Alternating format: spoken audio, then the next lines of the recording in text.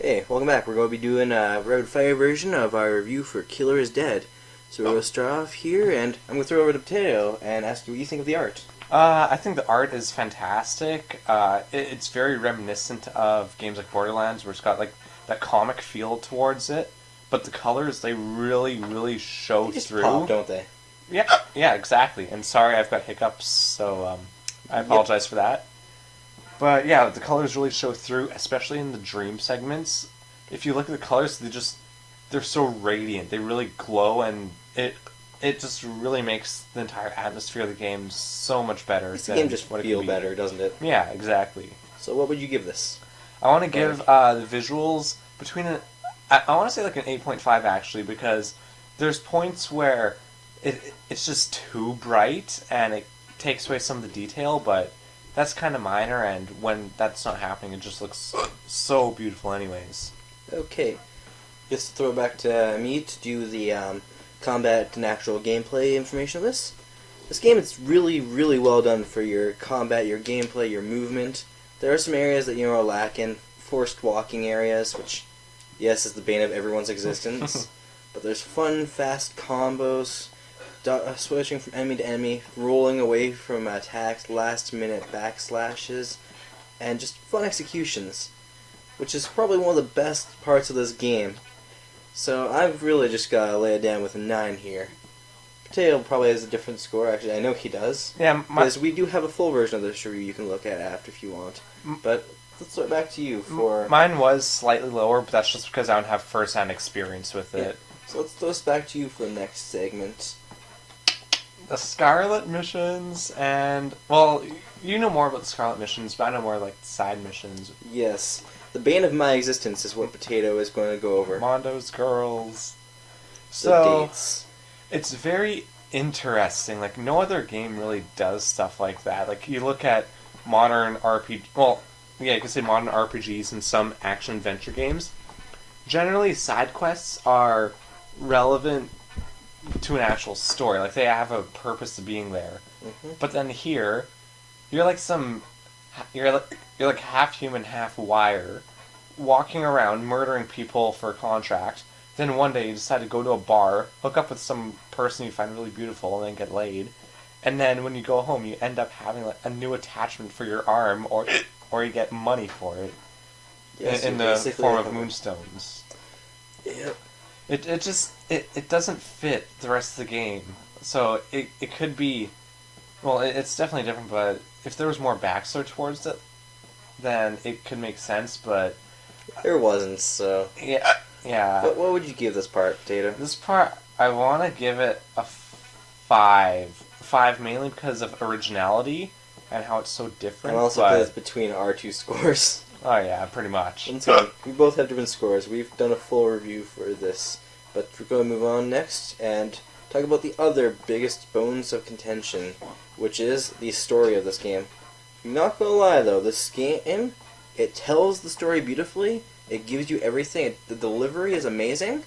The issue is, you ordered a full meal, but they only gave you half.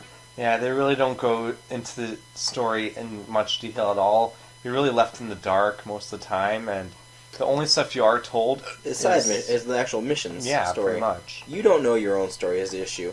Well, you know everyone else's story. One thing that's bothering me is how do you get the wire arm? I know that your arm got chopped off, but just how do you become part wire? Like, I don't know. Yeah, I know, it's a little maddening, Yeah. But, I think this is one of the things where we ended up rating the story somewhere around a 7 or 6. Because, once again, it's beautifully delivered with beautiful visuals. It's not always just told to us, sometimes it's shown to us through artistic style. But it's missing.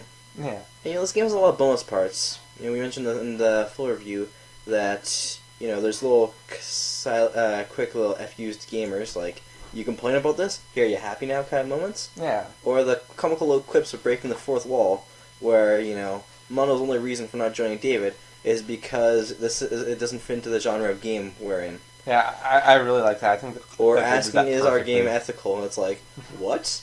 An M-rated hack / murder the hell out of game and getting laid. Is that ethical? You're really going to ask me that? Thank you. That's the question we've been asking for. And then we're going to finish this off here. We're just going to quickly run through the bosses. The part of the game that we both rated the highest. Oh yeah, the bosses were just wonderfully done. Each one was different Beautiful to some spectacles. extent. Each one was killed in a certain way. You had to do certain techniques. Some to take combats were each one. similar, but you couldn't mash through the same way of killing them. Right. Sure, there are certain areas you need for every boss. Getting those last-minute dodges to get some good damage in. Yeah. But they were all different. Some of the enemies, like Giant Head, you couldn't even get close to him most of the part. Exactly. You got to shoot his weak points. Then when he goes down, that's when you're actually able to start Get some attacking slashes him in. physically. It's really good. Then you have the Yuzaka member, and hell, he's so good at blocking that you can't just go and hammer in. You've really got to be careful against him.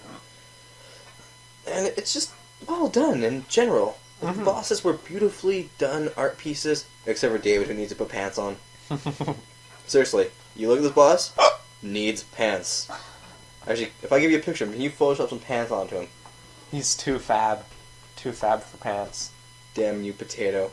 You betrayed me once again. I'm just going to give Potato a score for this, because our scores were so close in this one. We had to give it almost a perfect 10, because it is just a wonderfully done piece. Just wonderful. And also for the bosses, they encourage you to get better in specific skills to actually take them out. So it actually You gotta get good at your gunning a little bit. it improves your ability as a Like, gamer. Potato Actually, here knows I'm not a fan of using the gun in the game. Yeah. I'm playing for the sword, not the gun.